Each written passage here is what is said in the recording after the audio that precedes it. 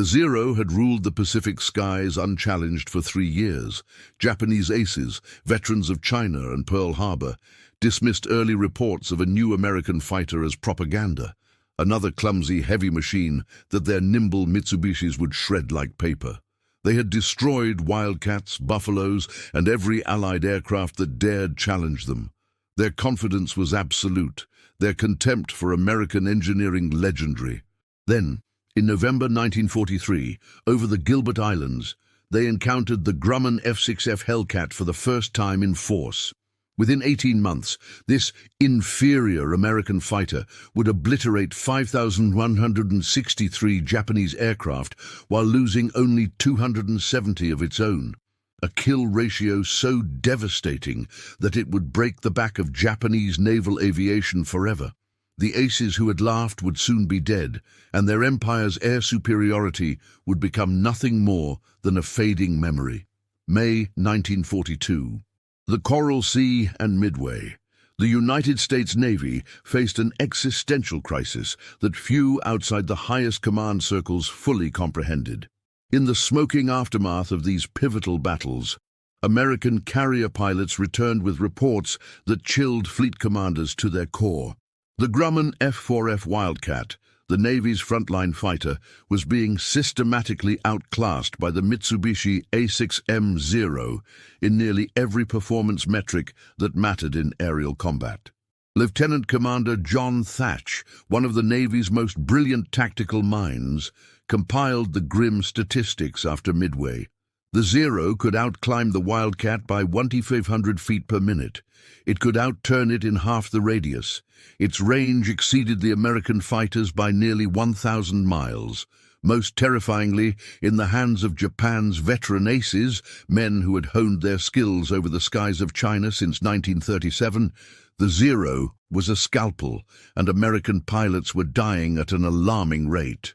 "We're sending boys up in flying coffins against samurai," one squadron commander wrote in a classified report that reached the Bureau of Aeronautics in Washington. "The Wildcat is rugged, yes. It can take punishment. But you can't win a dogfight if you can't catch your enemy, can't turn with him, and can't climb away when you're in trouble." The strategic mathematics were brutal and undeniable. Japan had begun the war with approximately 3,000 superbly trained naval aviators, men who had accumulated hundreds of combat hours.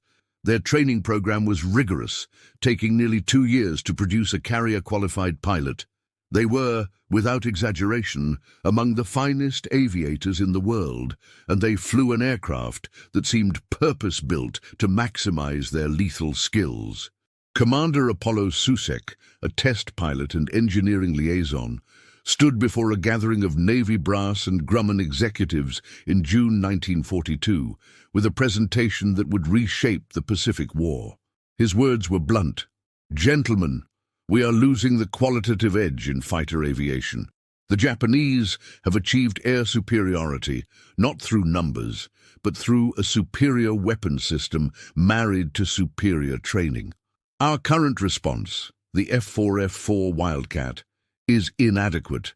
We need a fighter that can match or exceed the Zero in climb rate, speed, and firepower, while maintaining our advantages in ruggedness and pilot protection." The room fell silent. What Susek was proposing seemed impossible. American fighters had always been heavier, more robust, designed to bring pilots home alive. The Zero achieved its performance by sacrificing armor, self-sealing fuel tanks, and structural redundancy. Japanese pilots flew without parachutes in many cases, their aircraft built with the philosophy that offense was the only defense. American doctrine rejected this approach, but American doctrine was producing unacceptable casualty rates. Leroy Grumman, the brilliant engineer whose company had built the Wildcat, listened intently. His design philosophy had always prioritized pilot survival. The Wildcat could absorb tremendous punishment. Pilots called it the Iron Works for its ability to bring them home with horrific damage. But Susek was right. Survival meant nothing if you couldn't engage the enemy effectively in the first place. "What you're asking for," Grumman said slowly, "is a fighter that violates the traditional performance compromises. You want zero performance with Wildcat protection. You want a 13,000-pound aircraft that flies like it weighs 9,000 pounds. Exactly, Suchek replied. And we need it in production within 12 months, or we risk losing this war in the Pacific. The challenge seemed insurmountable. Every additional pound of armor, every self-sealing fuel cell, every structural reinforcement that kept pilots alive also degraded performance. The laws of physics were unforgiving. Yet the alternative was unthinkable, continuing to send pilots into combat in aircraft that were fundamentally outmatched. Grumman returned to his design team in Bethpage, Long Island, with an impossible mandate. The XF6F project, which had been proceeding as a modest evolution of the Wildcat, was immediately transformed into something far more ambitious. The team worked with an urgency born of desperation. Every engineer understood that their colleagues, friends, and former classmates were dying in the Pacific while flying inferior equipment. The breakthrough came from an unexpected source. The British, who had been fighting the Zero's German cousin, the Focke-Wulf FW-190, had learned that raw power could compensate for weight. The new Pratt & Whitney R2800 double wasp engine producing 2,000 horsepower offered a solution. It was a massive, complex radial engine, but it delivered the brute force necessary to push a heavy, armored fighter to competitive speeds. By August 1942, the first XF6F-1 prototype was taking shape.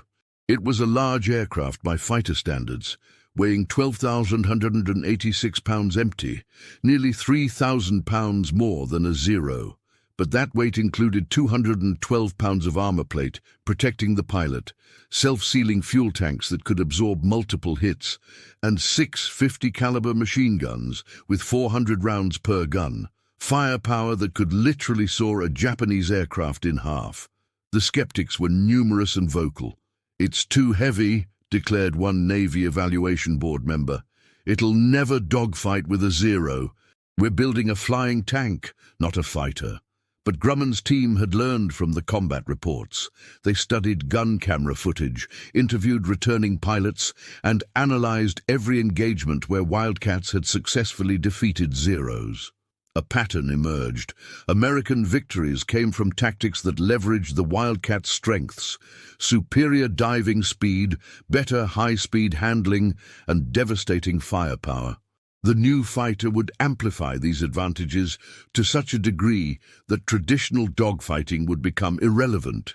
Lieutenant Commander Butch O'Hare, already a Medal of Honor recipient for his defense of the carrier Lexington, was brought in as a combat consultant. His input was invaluable. "Give me speed and firepower," he insisted. "I don't need to turn with a Zero if I can dictate the terms of engagement. I need to be able to dive on him from above, make one high-speed pass with enough guns to guarantee a kill, and then zoom back up before his wingman can react." This philosophy, boom and zoom tactics, would become the Hellcat's doctrine. But it required an aircraft with specific characteristics: a high top speed, excellent dive performance, rapid zoom climb capability, and stable gun platform characteristics at high speed. The Hellcat was being designed not to fight the Zero on the Zero's terms, but to impose a completely different type of combat. By January 1943, the first production F6F-3 Hellcats were rolling off the assembly line. The aircraft that emerged was formidable: 380 mph top speed, 3,500 feet per minute climb rate, and a service ceiling of 38,400 feet. It still couldn't turn with a Zero, but it didn't need to. It could outrun it, outdive it, and, most critically, it could absorb damage that would destroy 3 Zeros and still bring its pilot home. The Navy's training doctrine was completely rewritten. New pilots were drilled relentlessly. Never dogfight a Zero. Use your speed. Use your power. Make one pass, one kill, and extend away. If you try to turn with him, you die. If you fight your fight, he dies. But the ultimate test remained ahead. The Japanese aces, veterans of hundreds of combat missions, remained supremely confident. They had destroyed every American fighter type they had encountered. Intelligence reports reaching Tokyo described the new Hellcat as another heavy American fighter, lacking maneuverability. Japanese tactical manuals were not revised. Their training continued to emphasize dogfighting prowess. This catastrophic underestimation would cost them everything. November 23, 1943, Makin Atoll, Gilbert Islands. The first large-scale combat deployment of the F6F Hellcat occurred under conditions that would have broken lesser aircraft and less prepared pilots. The USS Essex, Yorktown, and Lexington, the new fleet carriers that represented America's industrial resurgence, launched their air groups against Japanese positions in the Gilbert Islands. Among the fighters climbing into the tropical dawn were 91 Hellcats, their pilots tense with anticipation and doubt. Lieutenant Commander Edward Butch O'Hare had been right about the tactics, but tactics meant nothing if the aircraft couldn't perform under the brutal realities of combat. The Hellcat pilots were about to discover whether Grumman's engineers had truly solved the unsolvable equation. The Japanese response was immediate and aggressive. Approximately 40 Zeros, launched from Rabaul and forward bases, intercepted the American strike force at 18,000 feet. The Japanese pilots, many of them veterans with over 500 combat hours, saw the unfamiliar American fighters and prepared for another routine slaughter. Their tactical radios crackled with confident chatter.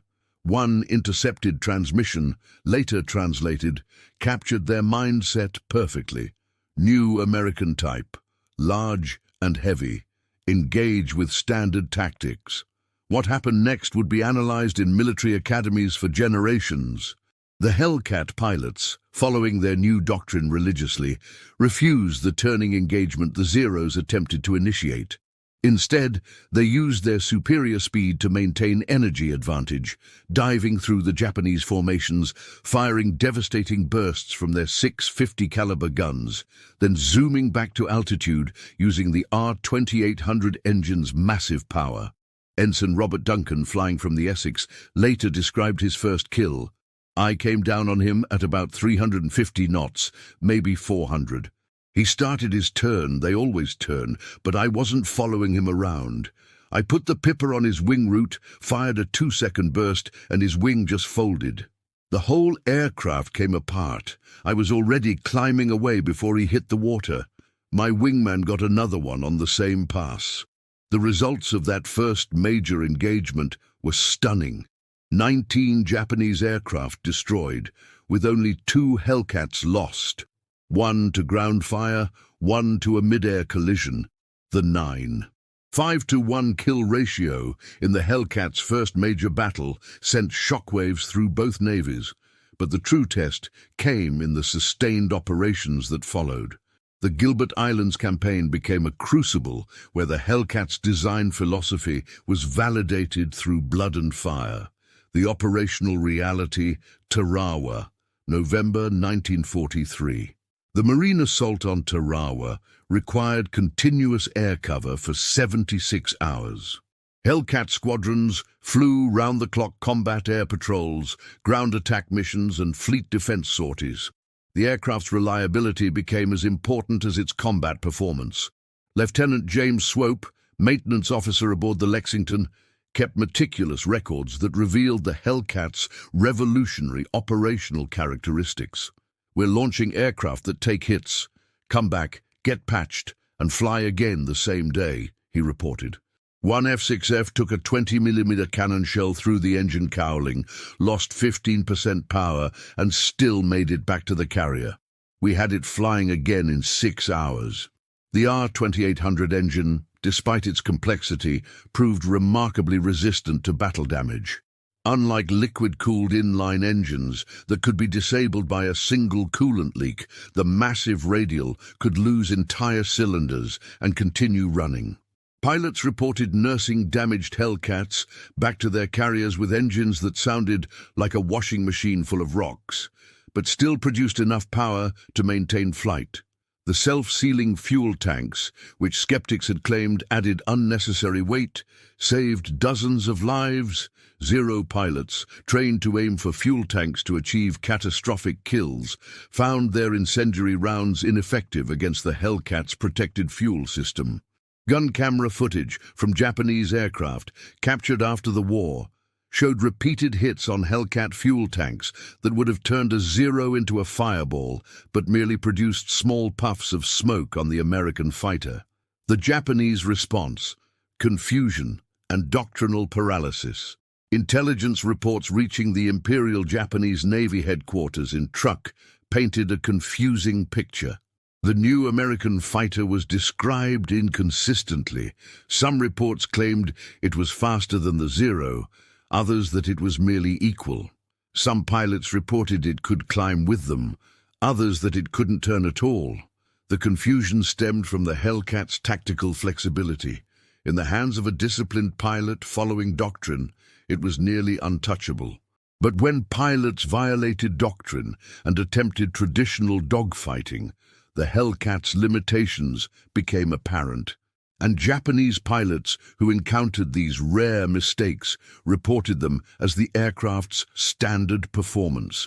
Commander Minoru Genda, one of Japan's most brilliant tactical minds and architect of the Pearl Harbor attack, reviewed the reports with growing concern. "The Americans have changed their approach," he wrote in a December 1943 assessment. "They are no longer fighting our fight. They have built an aircraft that imposes a different type of combat, one where their advantages in power and protection are maximized." But Genda's warnings were largely ignored. The Japanese naval aviation establishment, steeped in the dogfighting tradition that had brought them victory after victory, could not accept that their fundamental approach to air combat had been rendered obsolete. Training continued to emphasize maneuverability and turning combat. The Zero remained in production without significant modifications. January 1944, Kwajalein Atoll, the doctrine perfected. By the Marshall Islands campaign, Hellcat squadrons had refined their tactics to a lethal science. The thatch weave, developed for the Wildcat, was adapted and enhanced. New formations maximize mutual support while maintaining energy advantage. Radio discipline improved, allowing coordinated attacks that overwhelmed Japanese defensive tactics. The statistics from Kwajalein were even more devastating than the Gilberts. 153 Japanese aircraft destroyed for the loss of 8 Hellcats, a 19-to-1 ratio that seemed almost impossible. Lieutenant Alex Vrasiu, who would become one of the Navy's top aces, described the systematic destruction. "It wasn't even a fair fight anymore. We'd spot them at 20,000 feet, position ourselves at 25,000, and just work them over. Dive, shoot, climb, dive, shoot, climb. They couldn't catch us, couldn't run from us, couldn't hurt us. I shot down 4 Zeros in one mission and never felt like I was in danger." The psychological impact on Japanese pilots was profound. Petty Officer Saburo Sakai, Japan's legendary ace who had survived since the war's beginning, encountered Hellcats for the first time in February 1944. His post-war memoir captured the shock. "I had fought Wildcats, P-40s, Spitfires. I understood American tactics, but the Hellcat was different. It was as if the Americans had studied every weakness of our aircraft and every strength of theirs, then built a machine specifically to exploit that knowledge. For the first time since China, I felt fear in combat." The industrial dimension, Grumman's production miracle. While combat raged in the Pacific, Grumman's factories in Bethpage achieved production rates that seemed impossible. By March 1944, the company was delivering 500 Hellcats per month. The aircraft that had seemed so complex in prototype was being mass-produced with remarkable quality control. This industrial capacity represented another dimension of American superiority that Japanese planners had catastrophically underestimated. Japan's entire 1944 fighter production would total approximately 5,000 aircraft of all types. Grumman alone would produce 6,000 Hellcats in the same period, Every Hellcat that rolled off the production line was essentially identical, with standardized parts, consistent performance, and predictable handling characteristics. Japanese aircraft, still largely hand-built by skilled craftsmen, varied significantly in quality and performance even within the same production batch. American pilot training had also been revolutionized. New aviators received 600 hours of flight time before reaching combat squadrons, including 200 hours in the Hellcat itself. They arrived in the Pacific with more flying experience than many Japanese veterans. The combination of superior training, superior aircraft, and superior numbers was creating a mathematical inevitability that no amount of Japanese courage or skill could overcome. March 1944. Imperial Japanese Navy Headquarters, Tokyo. The conference room in the Admiralty building was thick with tension and cigarette smoke. Spread across the mahogany table were reconnaissance photographs, combat reports, and intelligence summaries that painted an increasingly dire picture. Vice Admiral Jisaburo Ozawa, commander of the Mobile Fleet, studied a graph showing Japanese naval aviation losses over the previous 4 months. The line climbed at a sickening angle. "Gentlemen," Ozawa began, his voice carefully controlled, "we are losing aircraft at a rate of 4-1 against the new American fighter. Our most experienced pilots are reporting that conventional tactics are ineffective.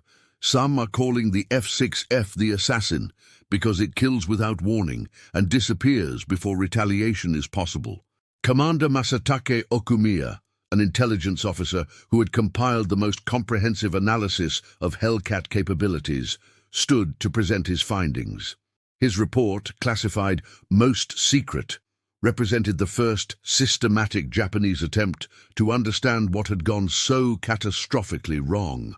The American F6F represents a fundamental shift in fighter design philosophy, Okumiya explained, pointing to detailed drawings. It does not attempt to match the Zero's maneuverability. Instead, it operates in a performance envelope where maneuverability is irrelevant. Observe these engagement profiles. He displayed gun camera footage captured from a downed Hellcat. The film showed a diving attack on a Zero, the American fighter approaching at tremendous speed, firing a brief burst, then climbing away vertically. The Zero attempted to follow, but fell away helplessly, unable to match the climb rate. "The American pilot never enters a turning engagement," Okumiya continued. "He maintains energy advantage through superior speed and power. Our pilots report that when they attempt to pursue, the F6F simply extends away. When they attempt to evade, it follows them down and overtakes them. The tactical initiative belongs entirely to the American." Captain Toshikazu Omai, a veteran of the China campaigns, interrupted angrily. "This is defeatist analysis.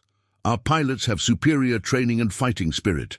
The Zero is still the finest dogfighting aircraft in the world. We simply need to force the Americans into turning combat where our advantages apply." Okumiya's response was quiet, but devastating. "With respect, Captain, the Americans will not cooperate with our tactical preferences. They have studied our methods and developed countermeasures.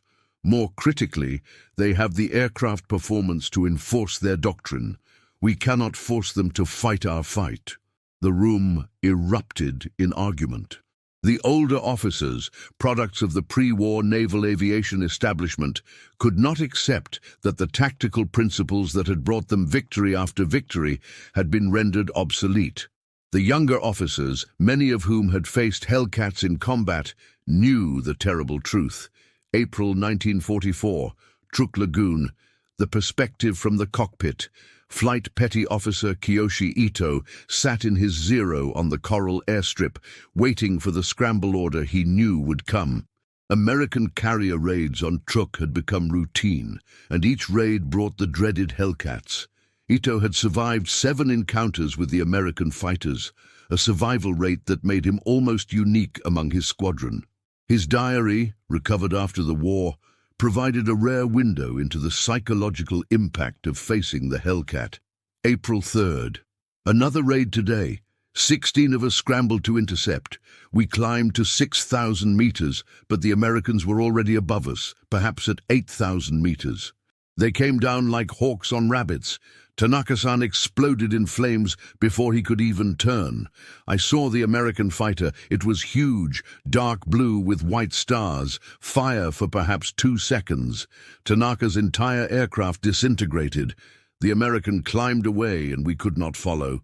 We could not catch him. We could not run from him. We could only die. The entry continued. We lost 9 aircraft today. We claimed 3 Americans, but I do not believe it. I saw no American aircraft fall. I think we are lying to ourselves now. The war is lost in the air, and we all know it, but we cannot say it aloud.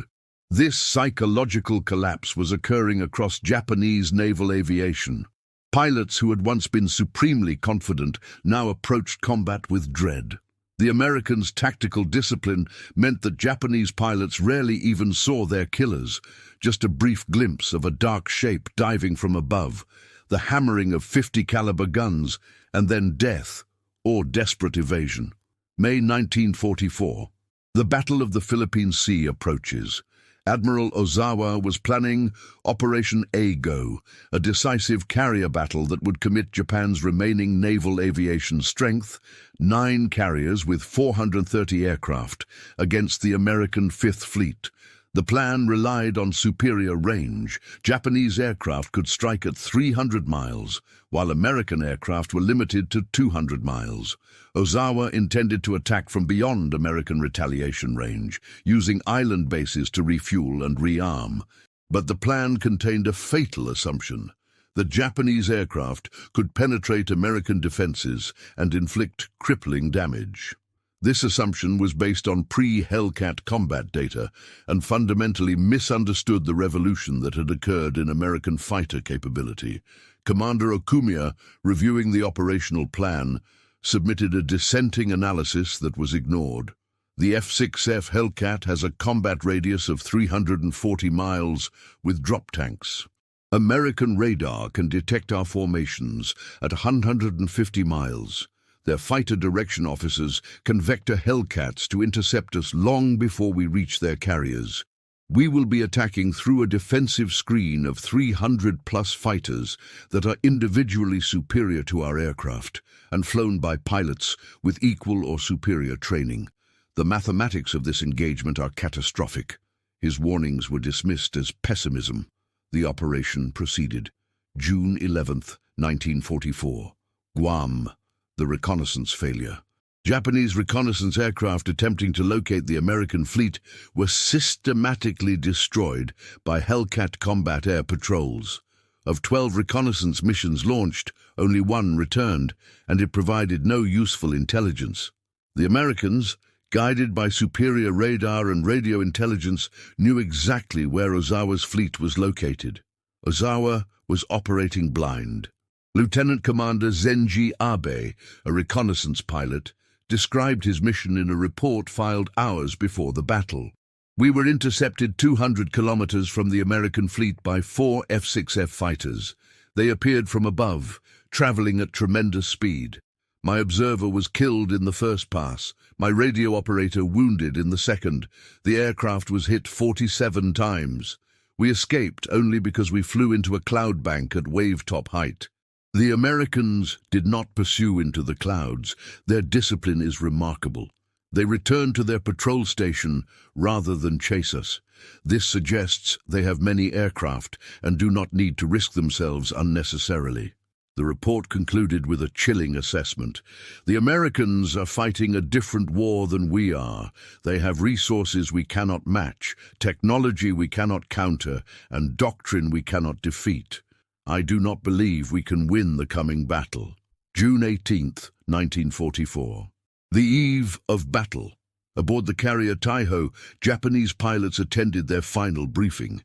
The air group commander, Lieutenant Commander Akira Tarui, attempted to inspire confidence, but his words rang hollow.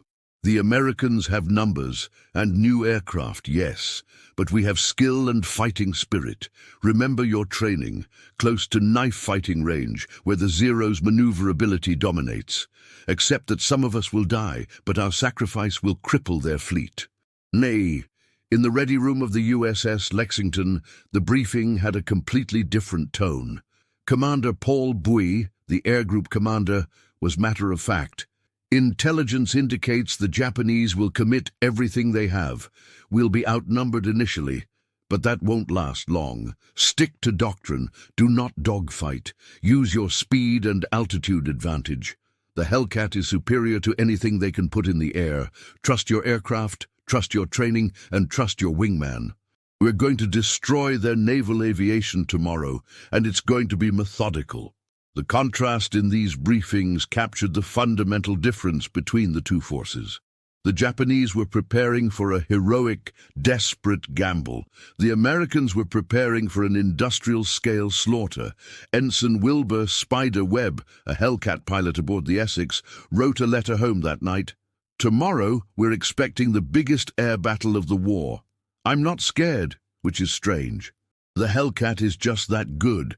It's like going into a fight with a machine gun against guys with swords. Yeah, they're brave, yeah, they're skilled, but it doesn't matter. We're going to win because we have the better weapon, the better training, and the better plan. I almost feel sorry for them, almost. The stage was set for what would become known as the Great Marianas Turkey Shoot, a battle that would validate every design decision, every tactical innovation, and every industrial investment that had created the Hellcat. The Japanese aces who had scoffed at American engineering were about to learn the price of their arrogance. June 19, 1944, 10:23 a.m., 90 miles west of Guam. The radar screens aboard the USS Lexington painted a picture that seemed almost unbelievable. Lieutenant Joseph Eggert, the fighter direction officer, stared at the scope and keyed his microphone with hands that trembled slightly. Not from fear, but from the realization of what he was witnessing. Multiple bogies bearing 265, range 140 miles, estimate 150-plus contacts inbound. It was the largest Japanese aerial armada launched since Pearl Harbor, 243 aircraft from Admiral Ozawa's carriers flying in 4 massive waves toward the American fleet. The Japanese pilots, many on their first combat mission, had been told they would achieve surprise. Instead, they were flying into a meticulously prepared killing zone. Commander David McCampbell, air group commander aboard the Essex and already an ace with 7 kills, led his Hellcat squadron toward the intercept point. His radio transmission was calm, almost casual. "All Essex fighters, this is McCampbell. Bogies at Angels 18, heading 090. We'll take them from above. Maintain formation, conserve ammunition, and remember, 1 pass, 1 kill. Let's go to work." 53 Hellcats from 3 carriers climbed to 25,000 feet, positioning themselves between the sun and the approaching Japanese formation. The Americans had every advantage: altitude, position, radar warning, and aircraft superiority. What followed would be less a battle than an execution. 10:36 a.m., first contact. Ensign Wilbur Webb spotted them first. A massive formation of Zeros, Judys, and Jills, flying in neat parade ground precision at 18,000 feet. They had no idea the Hellcats were above them. Webb's gun camera captured the moment. Dozens of Japanese aircraft, their pilots scanning the horizon ahead, completely unaware of the death diving toward them from above. McCampbell's voice crackled over the radio. "Tally-ho! All units attack!" The Hellcats rolled into their dives, accelerating past 400 knots. The first pass was devastating. Webb's guns converged on a Judy dive bomber, the 650 caliber machine guns firing 4,800 rounds per minute combined. The Japanese aircraft simply disintegrated, pieces tumbling through the sky like confetti. Webb pulled up into a zoom climb, already scanning for his next target. Lieutenant Alexander Vrechu, flying from the Lexington, found himself in a target-rich environment that seemed almost surreal. His after-action report, filed that evening, captured the one-sided nature of the engagement. "I made 6 firing passes in 8 minutes, 6 kills confirmed. The Japanese pilots seemed confused, disoriented. They attempted to form defensive circles, but our speed advantage allowed us to attack at will. I observed multiple instances of Japanese pilots bailing out without their aircraft being critically damaged. They simply gave up. The Japanese formation disintegrated. Pilots who had trained for months in the relatively safe skies over Japan found themselves in a nightmare of tracer fire, exploding aircraft and screaming radios. Their tactical training, focused on dogfighting and formation discipline, was useless against an enemy that refused to engage on their terms. Flight Petty Officer Sakio Komatsu, flying a 0 in the first wave, survived the initial attack and later testified about the experience. "They came from above, from the sun. We never saw them until they were firing. My section leader exploded. My wingman's aircraft broke apart. I turned hard left as we were trained, but the American fighter was already gone, climbing away. I could not follow. Another American attacked from a different angle. I turned again. He also climbed away.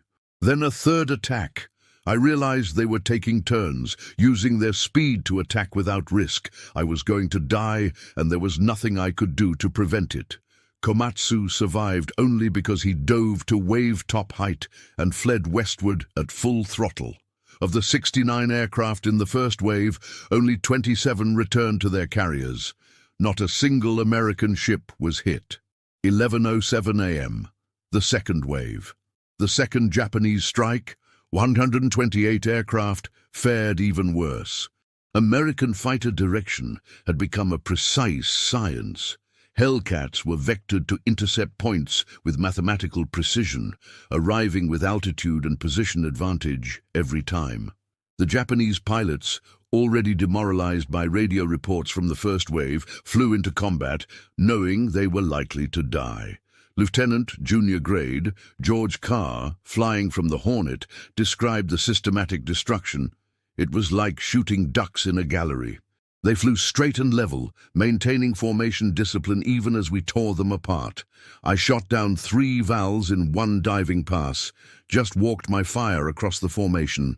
Their rear gunners were firing at me, but the 50 cals outranged their 7.7mm guns by 500 yards. They couldn't touch me. The statistics were staggering. Of the 128 aircraft in the second wave, 97 were destroyed. 6 American Hellcats were lost, 4 to operational accidents, only 2 to enemy fire. The kill ratio had exceeded 40-1. 2:30 p.m., the crisis point. Aboard the carrier Taiho, Admiral Ozawa faced a catastrophic reality. He had launched 371 aircraft that morning. Fewer than 130 had returned, and many of those were damaged beyond repair. His air groups had been effectively annihilated in a single day. The American fleet remained untouched, its combat air patrol still at full strength. Commander Okumiya, present on Taiho's bridge, watched the Admiral's face as the loss reports accumulated. "I saw a man aged 10 years in 10 minutes, Okumiya later wrote. Ozawa understood that Japanese naval aviation had just been destroyed as an effective fighting force. Not defeated, destroyed. The Americans had not merely won a battle, they had demonstrated such overwhelming superiority that future resistance seemed pointless. The Japanese had lost not just aircraft, but irreplaceable pilots. Of the 243 aircrew launched in the first 2 waves, 189 were dead or missing. These were not raw recruits, but pilots with an average of 300 flight hours, men who had taken months to train and could not be replaced. Japan's pilot training program, already strained, was producing 100 new naval aviators per month. The Americans were producing 2,000. The American perspective, industrial warfare, perfected. Aboard the American carriers, the mood was almost businesslike. Maintenance crews rearmed and refueled Hellcats with assembly line efficiency. Pilots landed, debriefed, grabbed sandwiches, and launched again. The American system, aircraft, tactics, logistics, and training, functioned with machine-like precision. Commander Paul Buey, observing the organized chaos on Lexington's flight deck, remarked to his operations officer, "This is what happens when you combine superior technology with superior organization. The Japanese are brave, skilled, and determined, but they're fighting an industrial war with artisan methods. They can't win. They could never win." The Hellcat had proven itself beyond any doubt. It had absorbed battle damage that would have destroyed lesser aircraft and continued fighting. It had maintained its performance envelope throughout extended combat operations. Most critically, it had brought its pilots home. The 92% survival rate among Hellcat pilots was unprecedented in fighter aviation. Evening. The reckoning. As the sun set over the Philippine Sea, the full scope of the disaster became clear. Japan had lost 395 carrier aircraft and approximately 300 aircrew, roughly 75% of its embarked air strength. American losses totaled 29 aircraft, with 16 pilots recovered. The kill ratio for the day exceeded 13-1, but the strategic impact was far greater than numbers suggested. Lieutenant Commander Zenji Abe, who had survived the reconnaissance mission days earlier, wrote in his diary, "Today, the war ended, though the fighting will continue. We have lost not just aircraft, but the ability to contest American air superiority. The F6F Hellcat has proven to be everything we feared and more. It is not merely a superior aircraft. It is the embodiment of American industrial and technological supremacy. We trained our pilots to be samurai of the sky, masters of individual combat. The Americans trained their pilots to be components in an industrial killing system. Our philosophy was romantic, theirs was practical. We have paid for our romanticism with the lives of our finest aviators." In Washington, the Navy Department released carefully sanitized reports of a successful defensive action in the Philippine Sea. The full extent of the victory remained classified, not to hide it from the Japanese, who knew exactly what had happened, but to prevent American overconfidence. The war was far from over, and complacency could still cost lives. But within naval aviation circles, June 19, 1944, became known as the Great Marianas Turkey Shoot, the day the Hellcat proved that American engineering, when properly applied to the problems of modern warfare, could achieve results that seemed almost impossible. The Japanese aces who had scoffed at the clumsy American fighter were now dead, and their replacements would face an enemy that had perfected the art of industrial-scale aerial combat. July 1944, Yokosuka Naval Air Station, Japan. The young pilots assembled in the briefing room represented Japan's last hope for aerial resistance. Fresh from training, averaging just 180 flight hours, less than a third of what their predecessors had received, they listened as instructors attempted to prepare them for combat against the Hellcat. The instruction had taken on a desperate, almost fatalistic tone. Lieutenant Commander Tadashi Nakajima, a veteran instructor who had faced Hellcats over the Marianas and survived through sheer luck, stood before the class with visible reluctance. His lecture notes, preserved in post-war archives, revealed the psychological collapse occurring within Japanese naval aviation. The F6F Hellcat is superior to the Zero in speed, climb rate, dive performance, firepower, and structural strength. It is inferior only in turning radius and range. American pilots are trained never to engage in turning combat. Therefore, our sole advantage is negated before combat begins. You will be facing pilots with 600+ hours of training, flying aircraft that can absorb damage that would destroy your Zero, armed with weapons that can kill you in a single burst. Your survival depends on avoiding combat whenever possible and attacking only when you have overwhelming advantage. which you will rarely have." The room was silent. This was not the instruction these young men had expected. They had joined naval aviation, imagining themselves as the next generation of aces, carrying on the traditions of Sakai, Nishizawa, and Iwamoto. Instead, they were being taught survival tactics and evasion techniques. Nakajima continued, his voice heavy. "I must be honest with you. Most of you will not survive your first 10 combat missions. This is not defeatism. It is mathematics. The Americans are producing 500 Hellcats per month. We are producing 200 Zeros per month, and our quality control is declining. They are training 2,000 pilots per month. We are training 100. The numerical disparity is insurmountable." One young pilot, Ensign Yasuo Kuwahara, raised his hand. "Sir, what about fighting spirit? What about our willingness to die for the Emperor? Doesn't that count for something?" Nakajima's response was bitter. "Fighting spirit cannot defeat physics. Willingness to die is admirable, but tactically irrelevant when your opponent can kill you before you can engage him. The Americans have solved the problem of air combat through engineering and doctrine. We are still trying to solve it through courage. Courage is not enough." August 1944, USS Essex, Philippine Sea. The contrast aboard American carriers could not have been more stark. Commander David McCampbell, now the Navy's leading ace with 30 confirmed kills, conducted a very different kind of briefing for replacement pilots arriving from the States. "Gentlemen, welcome to the war. You're flying the finest fighter aircraft in the world, and you've received the finest training. The Japanese pilots you'll face are brave but poorly trained and flying inferior equipment. If you follow doctrine, maintain discipline, and trust your wingman, you will survive and you will kill the enemy. It's that simple." McCampbell's confidence was not bravado, it was statistical reality.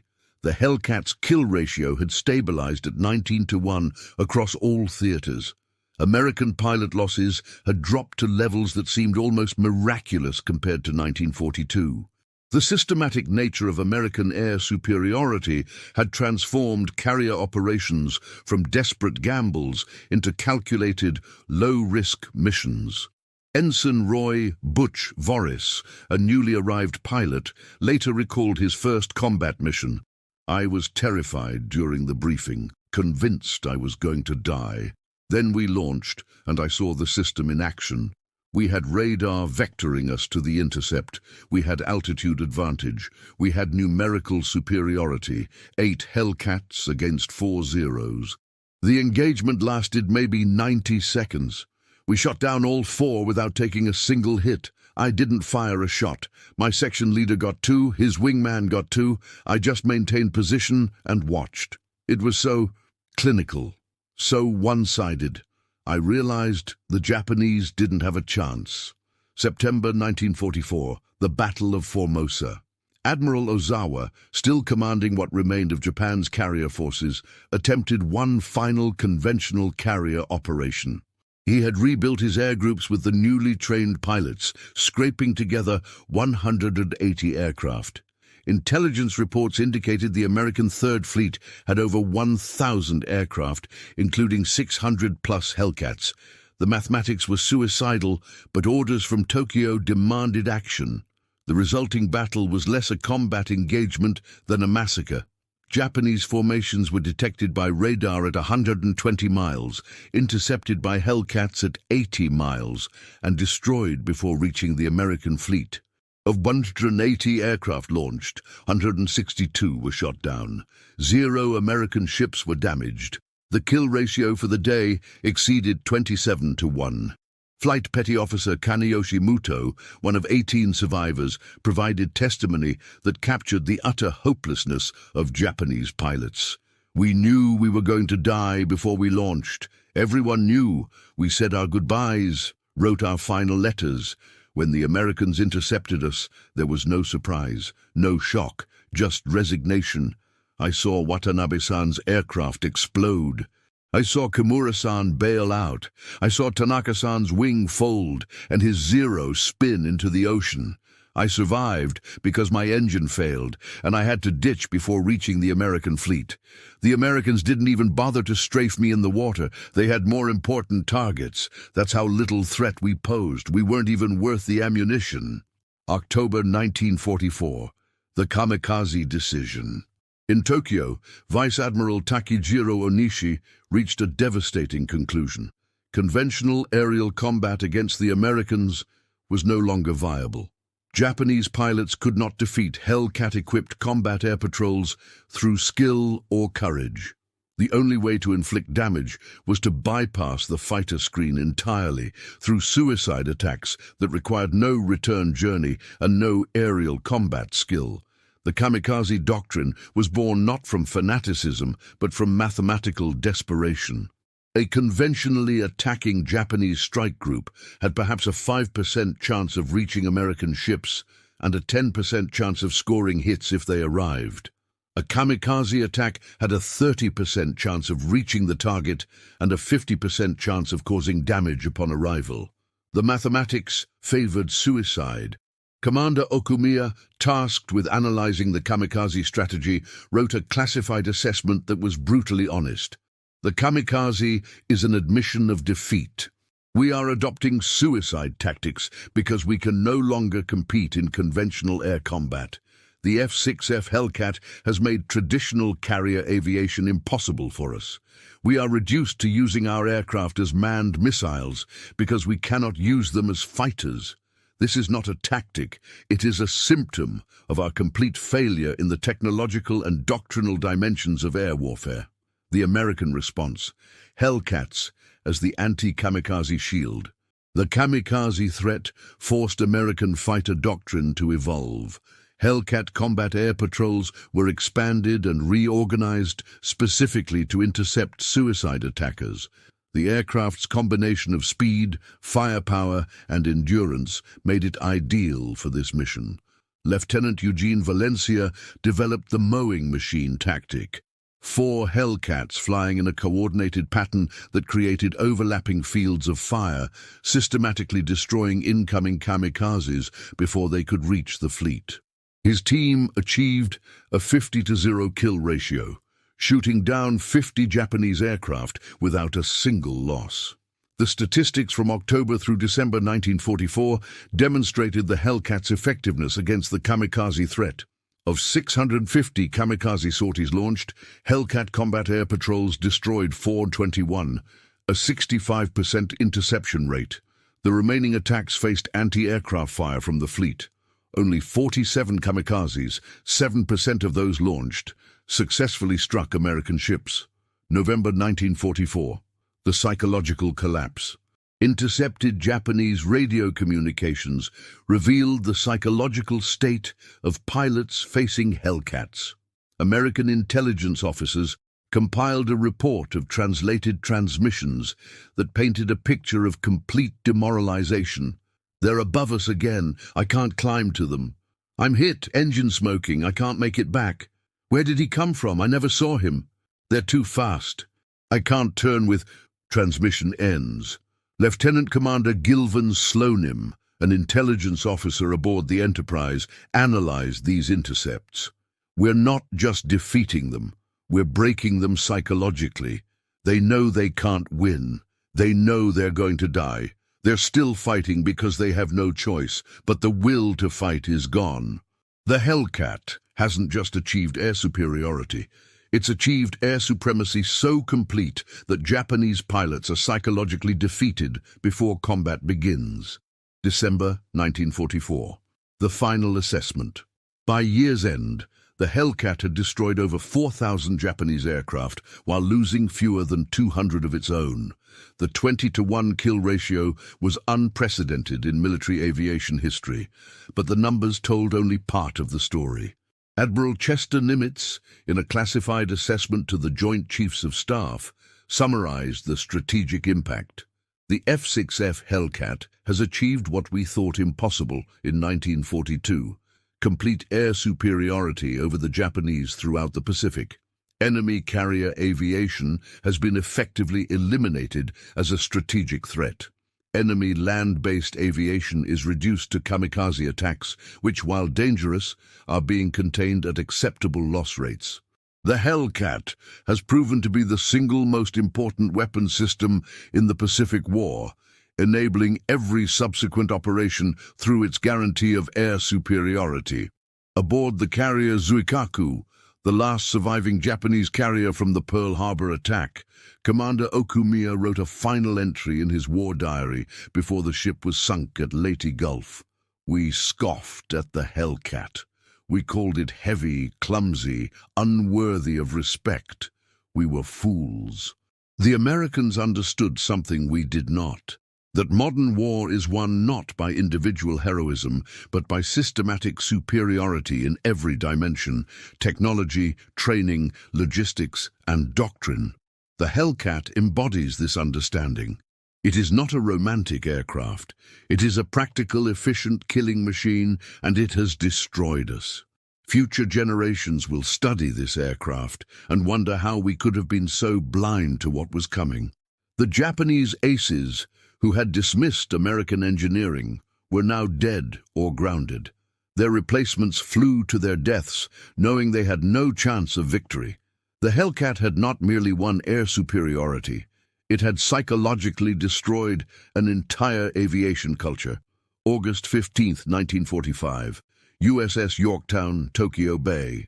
Lieutenant Commander David McCampbell stood on the flight deck of the carrier, watching the final Hellcat's return from what would be the last combat air patrol of the war.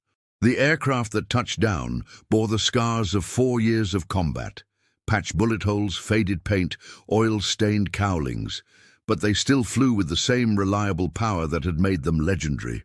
McCampbell, now the Navy's top ace with 34 confirmed kills, all achieved in a Hellcat, reflected on the aircraft that had carried him through the war.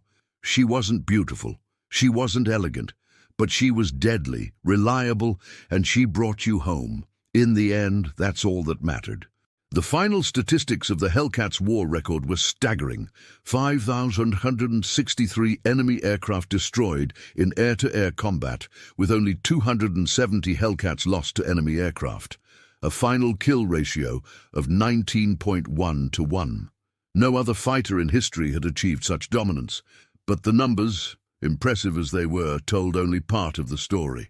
The strategic revolution, how the Hellcat changed naval warfare. Rear Admiral Arthur Radford, addressing the Naval War College in September 1945, analyzed the Hellcat's strategic impact. The F6F did not merely win air superiority, it fundamentally transformed the nature of carrier warfare. Before the Hellcat, carrier operations were high-risk gambles where both sides could inflict crippling damage. After the Hellcat, American carrier operations became low-risk, high-reward missions where we could project power with near impunity. This transformation enabled every major operation from 1943 onward: Tarawa, the Marianas, the Philippines, Iwo Jima, Okinawa. Without the Hellcat's air superiority umbrella, none of these operations would have been possible. The aircraft had enabled the island-hopping campaign that brought American forces to Japan's doorstep. Each amphibious assault required absolute air superiority, and the Hellcat provided it with mathematical certainty. Marine commanders planning beach assaults could count on Hellcat combat air patrols eliminating Japanese air attacks before they reached the landing zones. This assurance transformed amphibious warfare from a desperate gamble into a calculated operation. Captain Arleigh Burke, analyzing post-war data, identified the cascading effects of Hellcat dominance. Japanese inability to contest air superiority forced them into increasingly desperate measures: kamikaze attacks, night operations, dispersed basing. Each adaptation was a response to Hellcat dominance, and each adaptation was ultimately ineffective. The Hellcat didn't just defeat Japanese aviation, it forced them to abandon conventional aviation doctrine entirely. The human dimension, pilots who came home. The Hellcat's 92% pilot survival rate represented thousands of lives saved, men who would have died in lesser aircraft but survived to return home. The post-war reunions of Hellcat squadrons became legendary, gatherings of men who knew they owed their lives to Grumman's engineering. Lieutenant Alex Vrasiu, who ended the war with 19 kills, all in Hellcats, spoke at a 1946 reunion. "I flew the Wildcat before the Hellcat. The Wildcat was tough, but you knew you were in a knife fight every time you engaged a Zero. The Hellcat changed everything. Suddenly we were the hunters, not the hunted. I took hits that would have killed me in a Wildcat, 20mm cannon shells, 7.7mm machine gun fire, and the Hellcat absorbed it and brought me home. Twice I landed with over 100 holes in my aircraft. Both times the maintenance crew patched me up and I flew again the next day." The psychological impact on American pilots was profound. Unlike their Japanese counterparts, who flew to combat expecting death, American pilots flew expecting to survive. This confidence translated into aggressive, effective tactics. Pilots who knew their aircraft could protect them took calculated risks that maximized lethality while minimizing danger. The Japanese perspective: lessons learned too late. In post-war interrogations, surviving Japanese aviation officers provided remarkably candid assessments of the Hellcat's impact. Captain Minoru Genda, architect of Pearl Harbor and one of Japan's most brilliant tacticians, offered a comprehensive analysis. "We lost the air war not because of inferior courage or inferior skill, but because of inferior understanding of modern warfare's requirements. We built the Zero to maximize maneuverability because we believed dogfighting was the essence of air combat. The Americans built the Hellcat to maximize survivability, firepower, and speed because they understood that air combat was about systematic destruction, not individual duels. We were samurai. They were industrialists. In modern war, the industrialists win." Genda's analysis identified the fundamental philosophical difference. Japanese aviation doctrine emphasized the pilot as the weapon system. We invested years training elite pilots and gave them an aircraft that maximized their skills. American doctrine emphasized the aircraft as the weapon system. They invested months training competent pilots and gave them an aircraft that compensated for their limitations. When we lost our elite pilots, which was inevitable in sustained combat, we had no system to replace them effectively. When Americans lost pilots, they simply trained more and gave them the same superior aircraft. Their system was sustainable. Ours was not. Commander Masatake Okumiya, in his post-war memoir Zero, provided the most damning assessment. The Hellcat represented everything we had failed to understand about industrial warfare. It was not the best fighter in any single category. The Zero could still outturn it. The P-38 was faster. The Corsair had better high-altitude performance.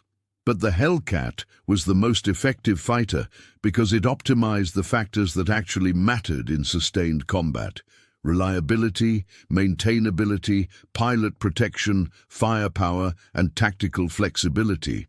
We built an aircraft for the war we wanted to fight. The Americans built an aircraft for the war that actually existed. And the technological legacy, influencing post-war aviation. The Hellcat's design philosophy influenced fighter development for decades. The principle that pilot survival and aircraft reliability were as important as raw performance became doctrine in American military aviation. The F-86 Sabre, F-4 Phantom, and F-15 Eagle all reflected lessons learned from the Hellcat. Build a robust, powerful aircraft that maximizes pilot survivability and can be maintained under combat conditions.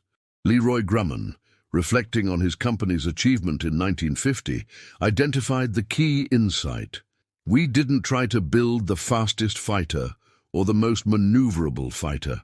We tried to build the most effective fighter, the one that would win battles and bring pilots home. That required understanding what actually happens in combat, not what looks impressive in peacetime demonstrations. The Hellcat succeeded because we designed it for war, not for air shows. And B, the aircraft's industrial legacy was equally significant.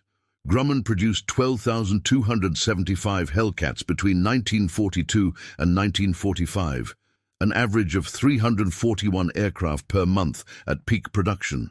This manufacturing achievement demonstrated that complex, high-performance military equipment could be mass-produced with consistent quality. The production techniques developed for the Hellcat influenced post-war manufacturing across multiple industries. The final missions, Hellcats in the occupation.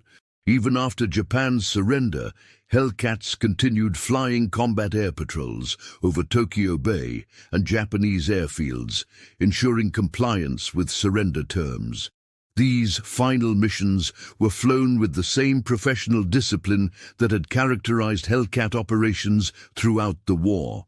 Ensign Roy Voris, who would later found the Blue Angels demonstration team, flew one of the last combat patrols on August 14, 1945. We flew over Atsugi Airfield, where Japanese fighters were supposed to be grounded. We saw rows and rows of aircraft, Zeros, Jacks, Georges, all parked wingtip to wingtip, disarmed and defeated. I thought about all the battles, all the pilots we'd lost, all the Japanese pilots who'd died. The Hellcat had won, but the cost had been enormous on both sides.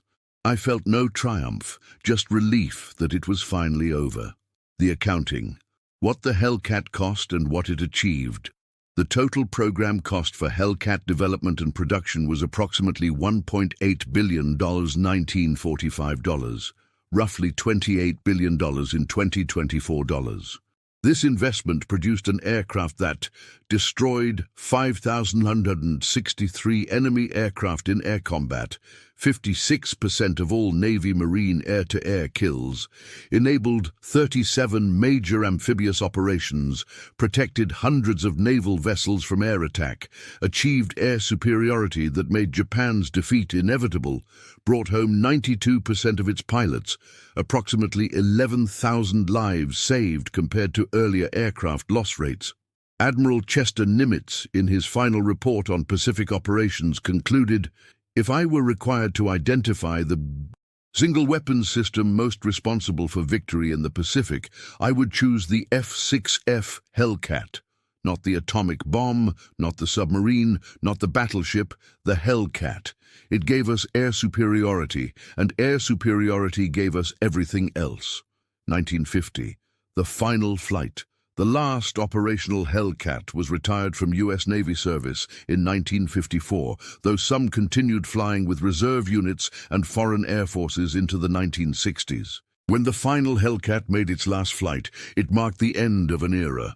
The transition from piston-engine fighters to jets was complete, but the Hellcat's legacy endured. Every American fighter pilot trained after 1945 learned the lessons the Hellcat had taught, that systematic superiority beats individual heroism, that pilot survival enables sustained operations, that reliability is as important as performance, and that understanding the actual nature of combat is more valuable than pursuing theoretical ideals.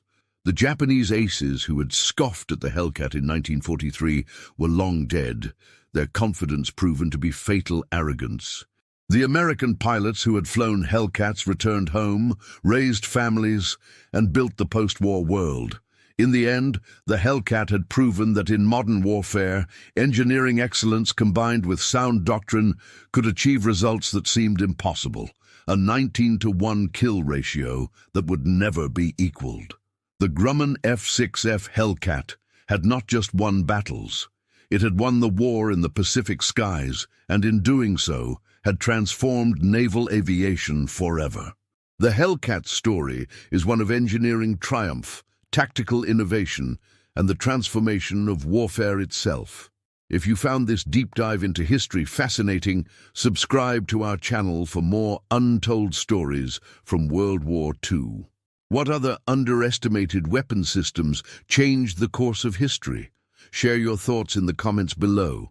And remember, sometimes the greatest victories come not from the flashiest weapons, but from the ones designed to actually win.